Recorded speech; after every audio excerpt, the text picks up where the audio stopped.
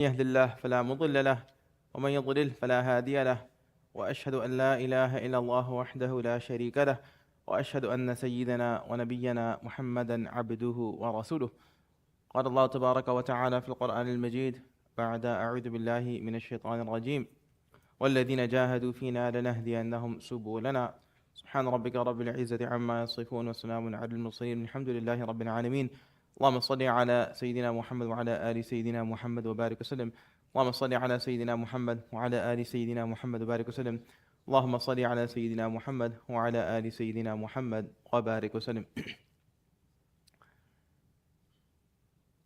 We've been reflecting upon, in the last couple of khutbahs, the very unique circumstance of our Prophet Yusuf alayhi salam and the incredible life journey that he went through, and ultimately what the conclusion was of his life. In particular, what were his sort of final discussions and requests. We know that Prophet Yusuf alayhi salam went through incredible stresses in his life, from childhood into adulthood, none of which were at his own fault or because of something he brought on to himself, but rather these were things that Allah subhanahu wa ta'ala tested him with in a manifestation of oppression by those around him, family, friends, people in the community. And then we saw how toward the end of his life, when things were finally coming together, and Allah Ta'ala quotes his final, you can say, two statements in the Quran. One was what he communicated to his father, and the second was what he requested from Allah. And and if you recall that dua, Yusuf alayhi salam called upon Allah in that final concluding statement of the Quran in Surah Yusuf. He calls upon Allah and he makes dua to him. He said, "Rabbi qad ataytani min al-mulk wa 'allamtani min ta'wil al-ahadith." He begins by praising Allah for all the good that has happened to him.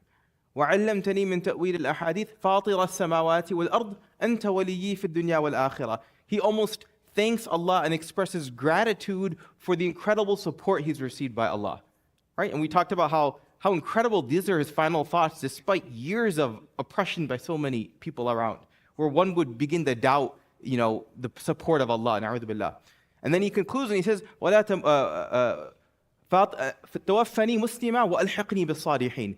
A prophet of Allah who's gone through immense struggles for the sake of Allah, his final request from Allah is that, oh Allah, make me leave this world as a Muslim and make me from amongst those that are pious. And we reflected upon how incredible that statement was, that a prophet that's gone through so much is humbled by his experiences and has no sense of entitlement and still thinks there's a possibility that he won't end up successful at the end of his time. Incredible. Now, what I want to do is strike a parallel with this dua of Yusuf alayhi salam to a dua of the Prophet sallallahu alaihi wasallam. And what you and I will see is this striking similarity between two individuals, two prophets, who were immensely tested in their life and what their subsequent or consequent supplication or request was from Allah. Now, the Prophet sallallahu alaihi wasallam, going through his life, you'll see that he encountered so much difficulty.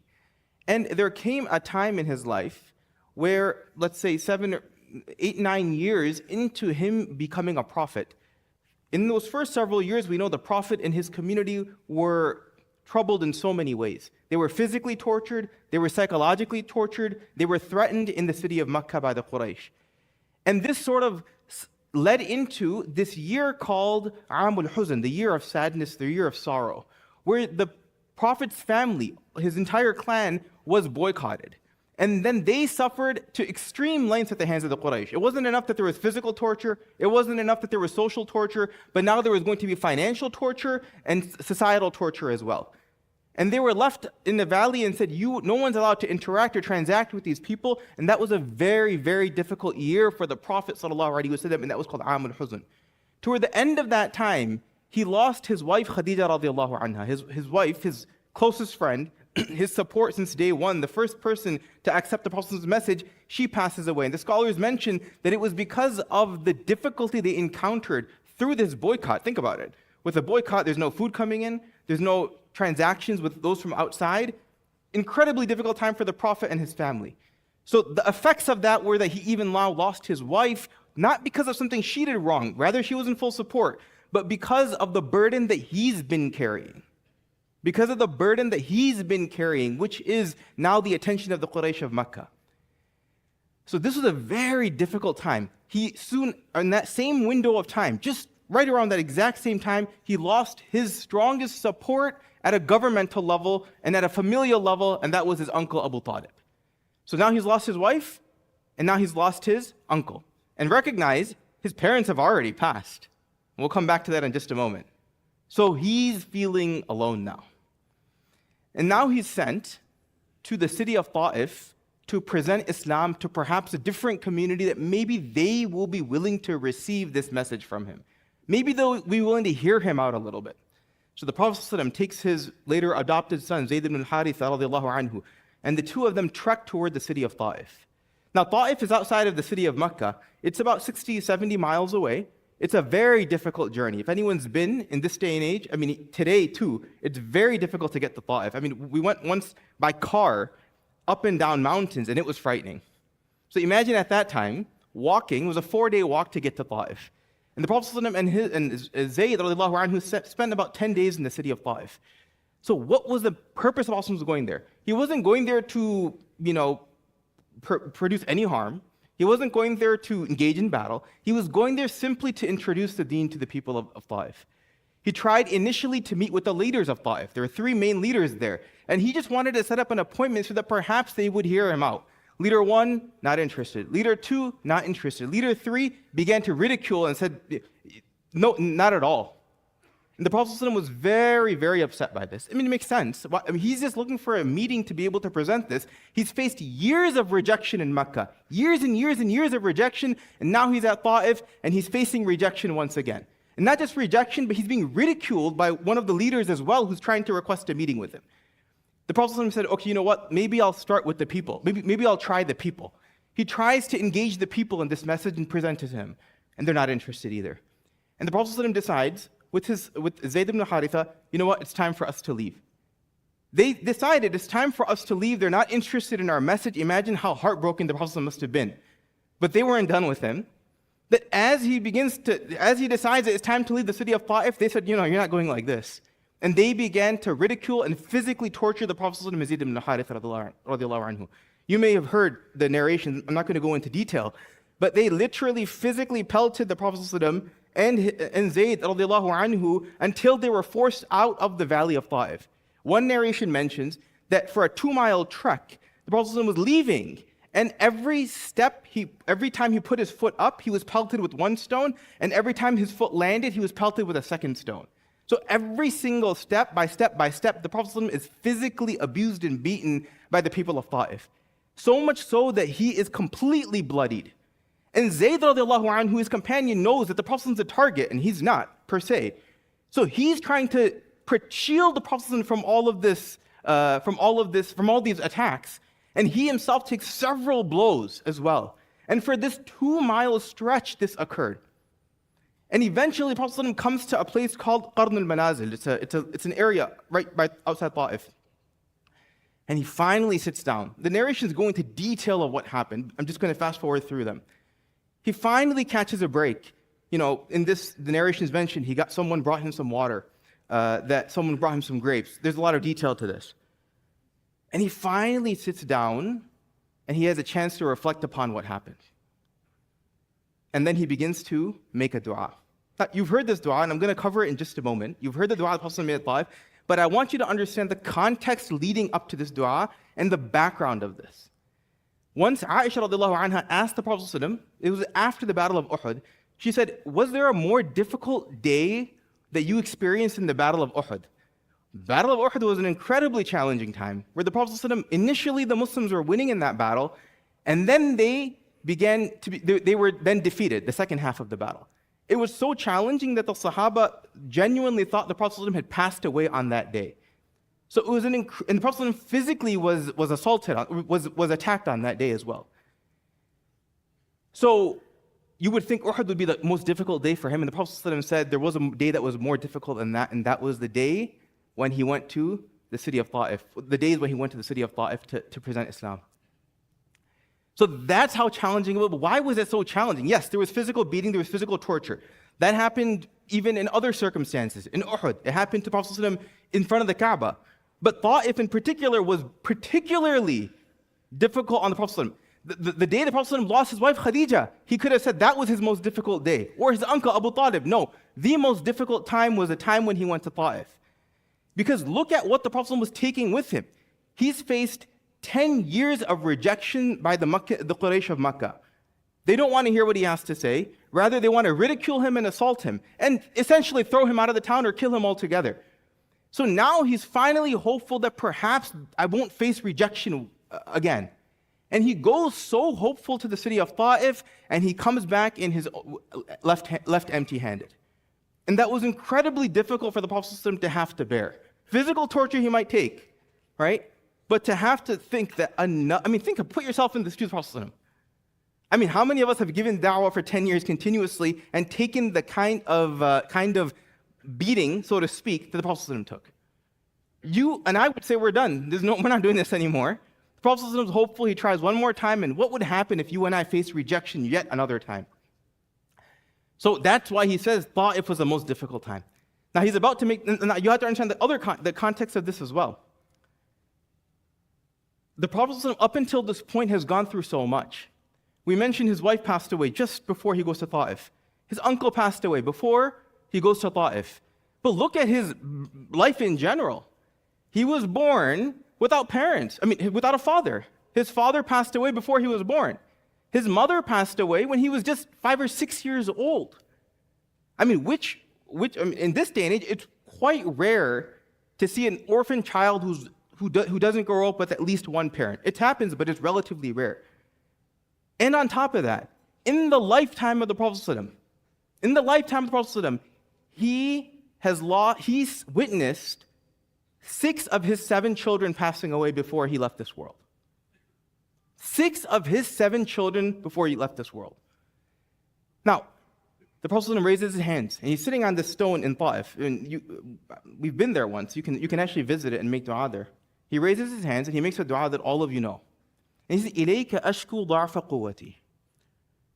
Oh Allah, I complain to you about my own weakness. I complain to you about my own weakness. That perhaps the reason that I'm facing rejection yet again, it's not because of those people and all the harm they've brought, or because their hearts are hard, or because they wish evil for me. It's because perhaps there's a fault within myself that I have not yet rectified. He's apologizing to Allah at this phase of his life. And then the dua continues, and he says, وَإِن لَمْ يَكُنْ بِكَ عَلَيَّ غَضَبٌ فَلَا أُبَالِي. Incredible. Now, I'm going to translate it in just a moment, and we'll conclude. Look at the build-up, and look at the parallel to Yusuf alayhi salam. Look at the parallel to Yusuf alayhi salam. Yusuf alayhi salam, we talked in the last 2 khutbahs. Difficulty after difficulty after difficulty, none of which he brought onto himself. Right? When we're using an example of someone that faced tragedy, we use the prophets, and Yusuf alayhi salam is at the top of that list. And yet, look at what his final dua is, and compare that to what our final conversation with our Allah would be. We would think, of course, I'm entitled to Islam. Look what I did. I prayed, I fasted. In the case of Yusuf alayhi salam, I was thrown down a well. I was thrown down a well. I was sold into slavery. There was this entire lie created about me. All of these things. And guess what? I never opened my mouth. I deserve to be Muslim. 100% I'm going to be Muslim. And yet Yusuf alayhi salam says, oh Allah, make me leave this world as a Muslim. Prophet goes through all of this. He loses children in Makkah. His son, 2 sons. He loses in Makkah, passed away at a young age. Both parents he's born without. He's facing 10 years of torture at the hands of the Makkans. He's lost his wife because of them. And now he's lost his uncle, and he feels left alone. And then he's told to go to Ta'if, and he does exactly what he's supposed to do. Of course he's a prophet, but is there a better model servant of Allah than the Prophet ﷺ at this point in time? No one. So if you and I were in that situation, we would probably raise our hands and say, oh, Allah, you know what? I'm done. I can't do anymore. I've lost my parents. I was born without parents. I lost my wife. I lost a son. I've been going through 10 years of torture, and I'm witnessing the people around me suffering as well. I cannot do this anymore. I've had it. Prophet says in the latter portion of the dua, he says, "Oh Allah, as long as you are happy with me, then that is all that I care about." As long as you are happy with me, فَلَا أُبَالِي, then I don't care. That's all that matters to me. Striking resemblance to the dua of Yusuf alayhi salam, which is that even though the prophets were the most tried and tested people on the planet, this is from hadith, I'm not making this up, it's from hadith, the most tried and tested people by Allah on the planet, they would not complain about their circumstances, but rather they would always reflect upon their role as a servant of Allah. And was there the possibility that perhaps they weren't good enough for Allah? And so for us as well, we should reflect upon our own life as well. Now, we don't go through the challenges and the tragedies and the calamities that the prophets have gone through. Of course, we have our own ups and downs. But we should always put that into perspective and recognize that my ultimate goal, despite the ebbs and flows of life and the ups and downs that I experience, I always have to put a check on, oh Allah, are you pleased with me at this moment or not? And if you are, I'm successful. And if you're not, then I'm unsuccessful. Other successes may look more glamorous and may appear to be more apparent. But the ultimate success is, at this moment, oh Allah, are you pleased with me? Because I'm not deserving of it. If Yusuf ﷺ had to go through all that, and his concern was, I may leave this world not being a Muslim. And the Prophet ﷺ had to go through all that in his life, and then face yet another rejection at Ta'if. And he doesn't have the nerve to be able to say, oh Allah, look at all the great things I've done. Enough is enough. He still is reflecting upon, oh Allah, I'm perhaps not a good enough servant to you. And that's what's on his mind. Well, then where does that leave the rest of us? So I ask Allah subhanahu wa ta'ala grant us the tawfiq and the ability to reflect upon the statements of the prophets that are related to us in the Quran. May Allah subhanahu wa ta'ala protect us from difficulties, calamities in this life and allow us to be true obedient servants of His. And may Allah subhanahu wa ta'ala allow us to humble ourselves before Him irrespective of the circumstances that we find ourselves in. Subhanallah wa bihamdihi, subhanallah al-azim. أقول قولي هذا واستغفر الله لي ولكم ولسائر المسلمين فاستغفروه إنه هو الغفور الرحيم.